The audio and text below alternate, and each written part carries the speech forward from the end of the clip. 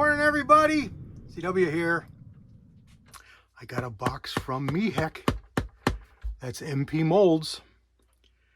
I got a phone call this morning from FedEx saying that, well, we have you listed as a P.O. box. We don't deliver to P.O. boxes. What's your street address? And I kind of knew that was happening because I was just talking to Walter this morning, and this arrived here in the United States on the 2nd, and it sat in Delaware for 4 days. I was jokingly saying it had jet lag. It had to clear its head. But it moved yesterday from Delaware, and first thing this morning I got a phone call asking for my home address, and they put it on there and dropped it right off. So they just left, and here it is. So let's open it up and see how it looks from its trip, and I can show you what I got. It's a brass mold. Careful here, I'm going to cut myself. It's a brass mold, and I got it pretty much because of the sale. It's a mold that I've wanted for a while. I was lent a mold by a friend of mine, Walks Fletcher, and that mold is a copy of a Lyman 450, is it a 454 423 or a 452 423? Anyway, it's one or the other, and it's a short squat 140 something grain semi-wad cutter, purpose built for the 45 AR, which is the auto rim, and it's a really nice looking bullet. Of course, you can shoot it in any 45, any of the smaller 45s. It can even work in a 45 auto, 45 Colt, 45 Schofield, you know, any of those. And that's kind of what I wanted it for. So he lent me a copy of it made by NOE. I forget what the number of that was. 453 247 maybe 238. I've forgotten the numbers, but it was a direct copy of that mold, and I cast up a whole jug of them. Let me get this down before I hurt myself. It weighs a ton. Here's the jug I cast from his mold, and I've got it listed here as a 453 238, but I kind of thought that it was bigger, and I've got it sized in two different sizes. So the blue ones are 452 and the bronze ones are 454. Anyway, it's a really nice bullet, so I wanted one of my own, and everybody's out of stock. So I filled out a questionnaire for Mehek about the last mold that I got, and he immediately sent me 10% off. So I said, oh, I wonder if that'll work in conjunction with their 25% off sale that's going on. So I plugged it in, and lo and behold, they gave it to me. So I got 35% off. So I figured, all right, I'm gonna do it. So I ended up getting this mold. It was $140 regular for $89. There's something in here. Let's see what's in this. This is probably the hollow point pins. Yeah, it's all the hollow point pins and the top punch. As I said, to make sure I get the top punch and all the clips and everything that he always sends. So we'll open that up after, and we'll assemble the mold. Maybe I'll show you that. Let's see. Depends on how much talking I do and how long I make the video. All right, I'll save the box, but I toss away all his wrappings. Now I got a comment from a viewer, or it was a guy on a forum, I don't remember which. Anyway, the poor guy got a mold from MP, and it was totally unusable, misaligned, really, really bad. And I hate to hear about that.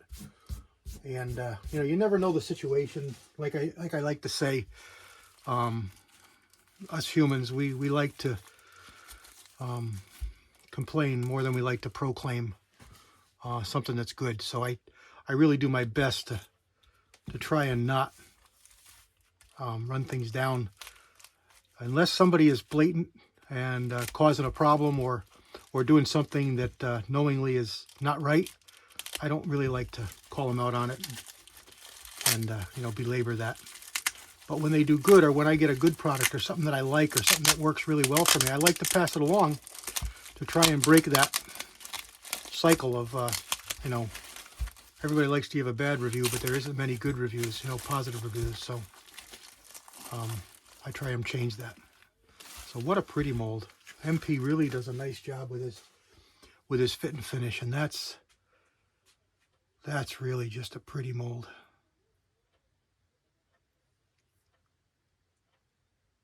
Now, he doesn't come assembled. We have to assemble it. The pins are in, the sprue plate is on, and I never worry about his molds because they're just top shelf. I've never gotten a bad one, and I've never had a problem with one. Look at that. Now, this is not that exact bullet. This is lighter. This is I think it's 235. It's called a 490. I mean, where's the camera? It's called a 490. 453 490. But I don't know why he calls it that. It's usually the bullet weight is the second number, but not in this case. This one, I believe it's 235 or 230 as a solid, and I think it's 225 or so as a hollow point. So let me get this opened up, and I'll lay it out here, and I'll come back and show you what I do. Okay, here is what I like to do. I like to get everything laid out and assemble and then set it aside. I don't put all the pins in. I just put half the pins in, and I don't use all of their E-clips because you don't really need them all. When you look at their pins, there is a, you know, the round pins. This is the blind one. This is the one for making solid bullets. There's one side of it that has a recessed hole, and there's one side of it that does not have a recessed hole. See if I can show this to you here. That side does not have a recessed hole. That's just a round. This side here has a recessed hole. See it? See it there? So this is the side I'm going to put my pins in. I'm just going to take and put one pin in. Doesn't really matter top or bottom. I'm just going to do one. I'm going to get another one. This one here, that was a flat point. This one here is a button nose, or it's a round. I'm hoping that's in focus. I can't really tell. But it's a round little button. So it's going to make a cup point. And it's going to have that same recess on one side and not on the other. So I'm going to use the recess side, and I'm going to thread that pin in. I'm going to set it over here. Can you see that? Am I out of? Okay, that's in. Here's the Allen wrenches, and there's our top punch. So let's make 4 rows, because we've got 4 different kinds of pins. And here we have a deep hollow point pin, or a big hollow point pin. That's pretty deep.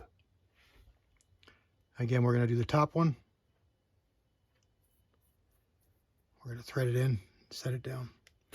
I don't think this one comes with a pentapoint, which I really like his pentapoints, but I don't see it here. So we're just going to go down the line and make all these up and set them aside. And then we'll put them in the mold, and I'll show you how I do it. So that's a flat one too. That's a big hollow point. And just for consistency's sake, I'm just doing the top one. But like I said, it really doesn't matter. You could do either one. It's not going to really matter. The only thing that's going to matter is that you do the pins in from the correct side so that they seat properly. And if you did them from the other side, it would probably work. But if lead gets down in there, this is a little more protected, and it's going to not cause you problems. that if you put it in the other side, you may have problems, because it's going to be a flat up against a radius, and it's going to let lead in, and it may gum things up on you. Now, one thing I will do is I will check to see if possibly another set of mold pins in a Penta might work. Don't really need it, but like I said, I do like the looks of those Penta hollow points. And these here don't need to be much tighter than you can get with your fingers, because as you'll see in a few minutes, I adjust them when I get them in the mold to make sure that they track and run in and out smoothly. Okay, there we go. 4 cavity mold, 4 pins. I like to put my pins in on the same side as the sprue plate. So let's just run, and you can mix them up. You can run a couple solids, a couple deep ones, like one deep one, all the rest buttons, whatever you want. You can run them whatever you want. Well, let's just put the big hollow points in here to start out. And they slide in perfect, no problems. I'm just going to put this on just to hold them in place. And then we're going to go over here, and I'm going to put in my second ones. This is just going to prove that everything aligns and fits perfectly. If there's any problem, any misalignment at all, these pins would not thread in. And you'll know right away, straight away, that there's a problem. Threaded right in, no problem. Again, they're not going tight. There is a Allen wrench hole in the end for the small Allen wrench. All right, this one met a little bit of resistance before it was all the way threaded in. It would go, and it's going, but it's a little bit of resistance, so there's something going on there. So we'll come back to that in a second and see what we find. Put the last one in, and it threads right in perfectly, no problem. Now, it could be an alignment, or it could be just a bit of schmutz in that hole. We don't know. So let's go in and just touch these up and tighten them just a little bit. And we're going to go back and check this, because normally I don't run these tight, and I'll show you why in just a minute here, and you'll get to see why. All right, there's all 4 of the top ones tight. Let's open this back up, and let's see how smooth these pins run. All right, that one's good. That one's not bad, but it's not as smooth as that. That one's not good, and that one's not good. How do we fix that? Loosen them up. They don't need to be that tight, and all we tightened was the top one. So let's just crack these loose.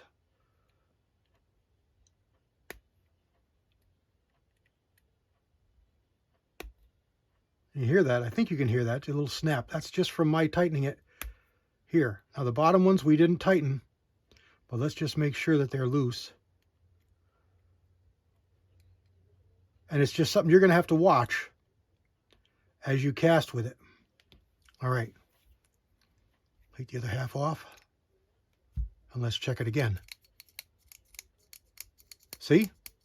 This is the way the mold should run.